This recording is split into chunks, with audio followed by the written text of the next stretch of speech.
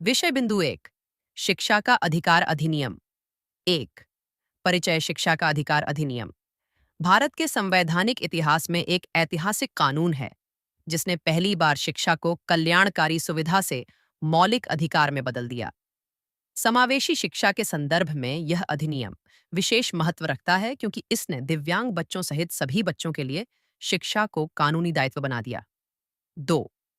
उत्पत्ति स्थान एवं काल। संवैधानिक आधार। भारतीय संविधान में 86वां संविधान संशोधन अधिनियम 2002 द्वारा अनुच्छेद 21 ए जोड़ा गया, जिसमें कहा गया, राज्य 6 से 14 वर्ष के सभी बच्चों को निःशुल्क व अनिवार्य शिक्षा प्रदान करेगा। अधिनियम पारित। भारतीय संसद द्वारा 4 अगस्त 2009 को पारित। प्रभावी तिथि 1 अप्रैल 2010 से संपूर्ण भारत, जम्मू कश्मीर को छोड़कर उस समय में लागू। स्थान नई दिल्ली, भारत सरकार, मानव संसाधन विकास मंत्रालय, वर्तमान शिक्षा मंत्रालय द्वारा क्रियान्वित। 3। ऐतिहासिक पृष्ठभूमि। भारत में निःशुल्क व अनिवार्य शिक्षा की मांग स्वतंत्रता पूर्व काल से चली आ रही थी। 1911 में गोपाल कृष्ण गोखले ने केंद्रीय विधान परिषद में इसका प्रस्ताव रखा था, जो उस समय अस्वीकृत हो गया। संविधान निर्माताओं ने अनुच्छेद 45 मूल नीति निदेशक तत्व में इसे 14 वर्ष तक के बच्चों हेतु 10 वर्षों में लागू करने का लक्ष्य रखा था, परंतु यह लक्ष्य दशकों तक अधूरा रहा। अंततः 2002 में संवैधानिक संशोधन और 2009 में विस्तृत कानून के माध्यम से यह अधिकार वास्तविकता बना। 4। मुख्य प्रावधान विस्तार से। निःशुल्क व अनिवार्य शिक्षा। 6 से 14 वर्ष के हर बच्चे को पड़ोस के विद्यालय में प्रवेश का अधिकार, बिना किसी शुल्क, वर्दी, पुस्तक व्यय के भार के। 25% आरक्षण।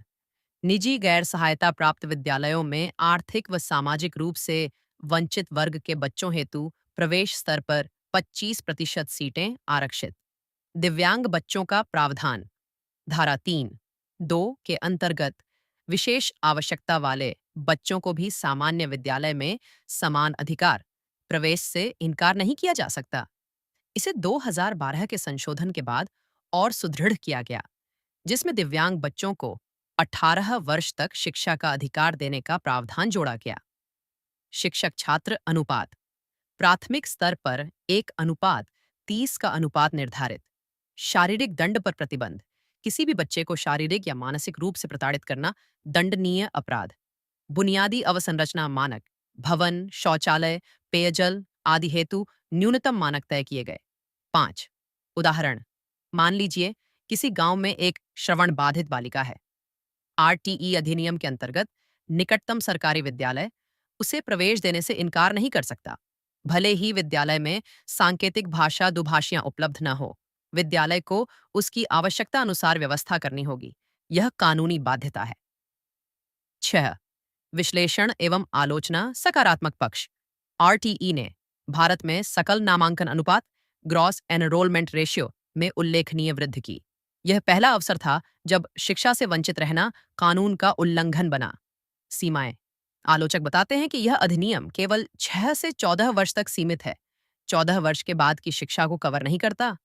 गुणवत्ता लर्निंग आउटकम्स पर पर्याप्त बल नहीं देता और दिव्यांग बच्चों हेतु आवश्यक विशेष संसाधनों जैसे प्रशिक्षित शिक्षक की उपलब्धता सुनिश्चित करने में व्यावहारिक चुनौतियां बनी रहती हैं।